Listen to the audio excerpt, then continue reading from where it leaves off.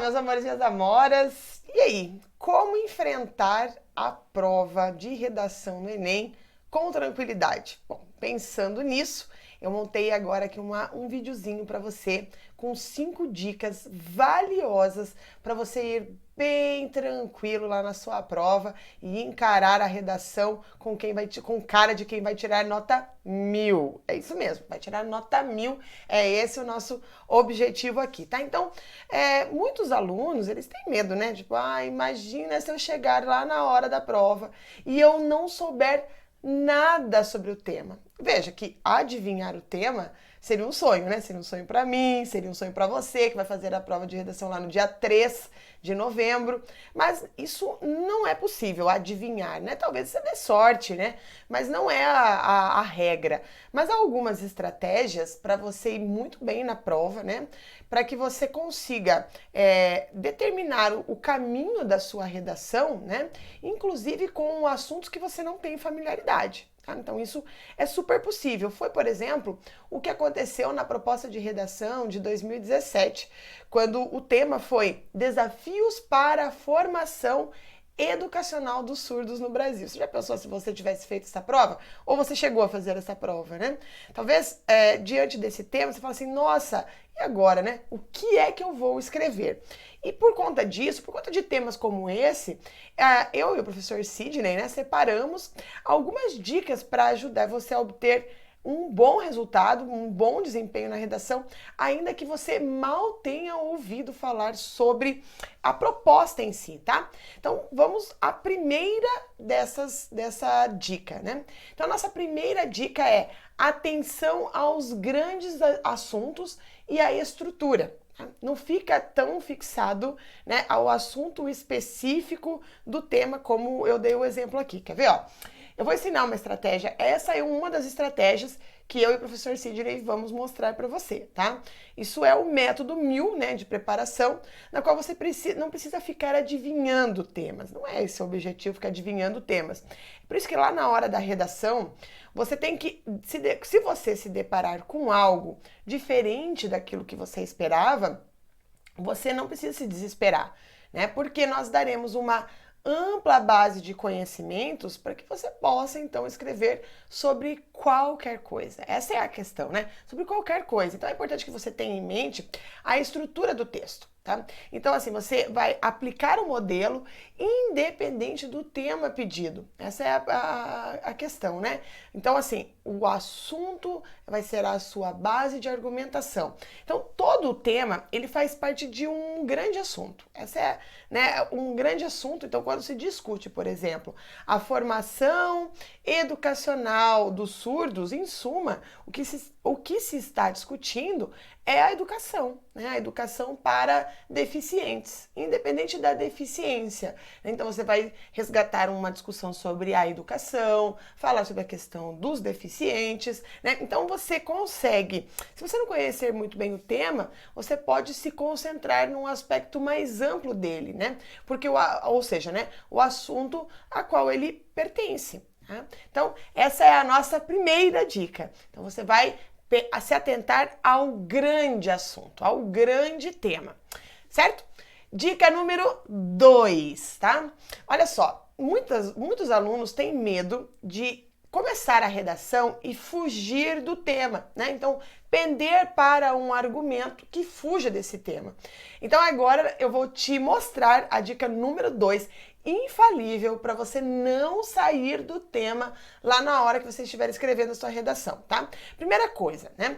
Para evitar a concentração no assunto, né, que forme um texto genérico, ou seja, que facilite a fuga do tema, sobretudo quando você não domina a questão, eu recomendo que você utilize palavras diretamente ligadas à proposta ao longo do texto. Tá? Então, a proposta é sobre a educação sobre surdos. Então, ao longo do seu texto, você vai utilizar palavras ligadas diretamente a esse assunto, tá? Então, seria interessante que você, em todos os parágrafos, incluísse palavras que remetessem a esse eixo. Por exemplo, né?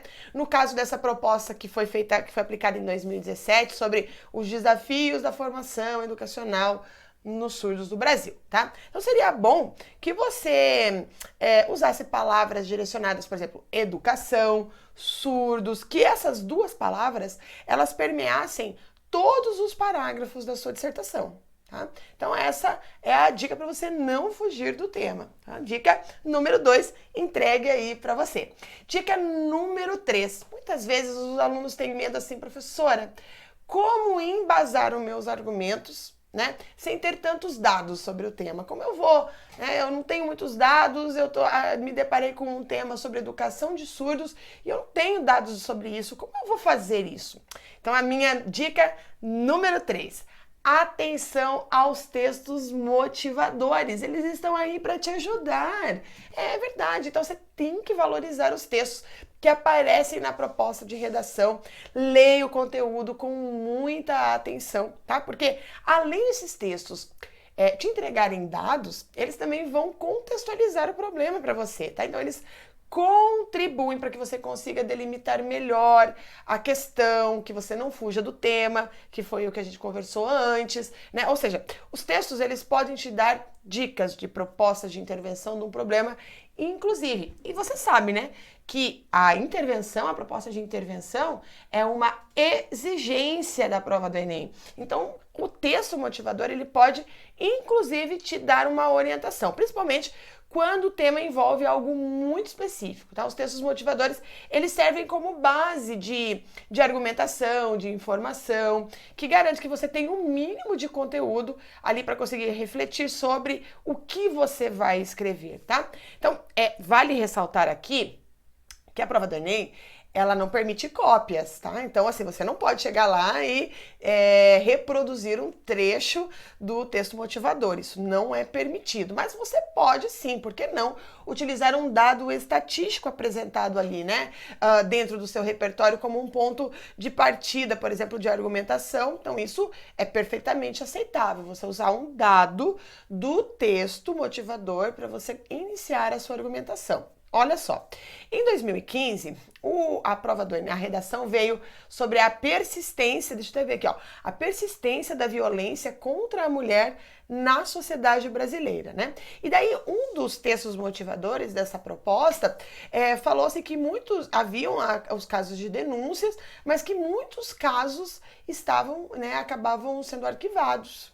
Daí, bom, diante desta informação que o texto motivador te deu, logo um aluno antenado, ele perceberia que o quê? Qual seria a sua proposta de intervenção, né? Reduzir a impunidade nesses casos. A redução da impunidade nesses casos, né, permitiria, então, com que reduzisse essa violência contra a mulher, que foi o tema, então, proposto. Então, seria uma proposta de intervenção que estava ali, na sua cara, né? Sabendo interpretar ali. De novo, não pode copiar o texto motivador, tá? Então tá aí a dica número 3. Agora nós vamos para a dica número 4. Tem muitos alunos nesses anos, todos que eu tô dando aula, né, para preparação para Enem, vestibular, eles falam assim, professora, sabe qual é o meu medo? Eu tenho medo de chegar lá e não saber argumentar sobre o tema. Por exemplo, eu não sei montar uma argumentação básica sobre um assunto. Você já pensou se isso acontece com você? Você está super bem preparado para química, física, matemática, aí aparece um tema e você fala assim, meu Deus, eu não consigo argumentar nada sobre isso. Então, a minha dica número 4 é você dar bastante atenção aos valores centrais do texto e os direitos constitucionais. Como assim, tá? Um dos aspectos importantes, assim, que em geral, né, que o Enem, ele aborda questões que tratam sobre a questão social, sobre uma perspectiva de direitos da vida, sobre a relação da sociedade. É uma característica da banca, né? Eles gostam de trazer temas como estes. Temas que estão, inclusive, que envolvem a sua vida, né? Então, por exemplo, drogas, a educação, a violência, a questão da propaganda infantil, são temas que o Enem já trouxe, né? E já, inclusive, ele repete temas, às vezes, ou muito parecido, né? Os temas tecnologia, internet, são temas queridinhos ali do Enem, né? Então, por isso que eu saliento que você esteja atento, por exemplo, aos tópicos e às questões mais gerais, porque as questões mais gerais você conhece, você está na sociedade, você vive na sociedade, então você sabe falar sobre isso, né? Então, assim, o tema, ele sempre será retirado de um elemento da sociedade na qual você vive. Tá? Então, não tem desculpas, é só você precisa, não pode se desesperar, né? Peraí, então, educação, né? Então, o que eu sei falar sobre educação? Então, existem algumas questões centrais, por exemplo, na Constituição Social, que sempre aparecem em qualquer tema. Sempre aparece em qualquer tema. Então, a ideia é você buscar o eixo da proposta e explorar. Então, por exemplo, eu costumo sempre falar que você tem que interiorizar o conhecimento da Constituição, porque a Constituição será um braço forte para você lá na redação. Se você trouxer a redação para o seu texto, vai mostrar que você tem argumentos, que você conhece a sua realidade, sabe sobre os direitos, enfim, né? Então, por exemplo, as liberdades individuais, o direito de ir e vir, a valorização da igualdade, dos credos, né? A questão do respeito aos credos. Então, um bom caminho para fundamentar a sua argumentação no texto é citar esses aspectos legais. Então, a minha dica aqui, estude o artigo 5º da Constituição. Ele é, assim, lindo. A banca vai amar ver você citando o artigo 5º da Constituição. É muito legal, de verdade. Então, veja que se inspirar nas leis e falar sobre a efetivação efetivamente, né, a efetivação desses direitos na sociedade, isso vai te ajudar, inclusive, a desenvolver também uma proposta de intervenção, né, um ótimo subsídio para você que vai, então, escrever uma redação. Então, tá aí a nossa dica 4. E, por fim, a nossa última dica é a dica 5, tá? Essa dica tá relacionada à coerência, né? Às vezes você pensa assim, muitos argumentos, mas não consegue conectar, né, esses argumentos, como que você vai escrever. Será que existe coerência efetivamente no que eu tô pensando, né? Então, se você se deparar, por exemplo, com um texto que você não domina, a tendência é que você tente criar fatos, né, fazer relações que não existem, e pode tornar, então, a sua argumentação sem coerência. Ou, se você usar o método MIL de redação, você vai tornar a sua redação muito interessante. Então, olha só, criar dados é um erro grave, tá? Então, se você chegou e você não tem muitos argumentos, cuidado com a coerência, tá? É melhor você trabalhar com poucos dados, tá?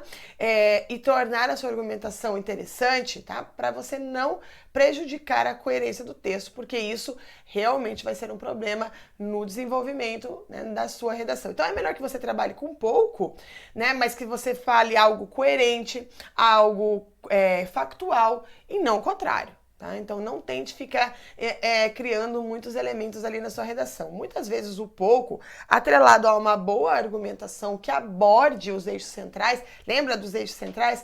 Eixo central, detecte o eixo central. É saúde? É educação? É violência? É o quê? Qual que é o seu eixo central? Então, você tem que detectar isso de cara, né? Para você ter coerência lá na sua argumentação, né? Então, nesse sentido, antes de você associar muitas informações, enfim, você pega uma informação e aí você vai resgatar lá os seus conhecimentos históricos, o seu conhecimento de geografia, o seu conhecimento de sociologia, de filosofia. Você já está estudando isso para fazer a prova. Então você tem que ser inteligente, você tem que usar tudo aquilo que você já está aprendendo para fazer a prova das outras disciplinas para fazer a sua redação, tá? Então essa é a grande sacada. Então está aí, né? 5 dicas para você brilhar, 5 dicas do método MIL de redação para o Enem, que vai fazer com que você consiga fazer qualquer redação sobre qualquer tema lá no Enem, baseado aí no nosso método, tá bom? Então, um grande beijo e espero você no meu curso.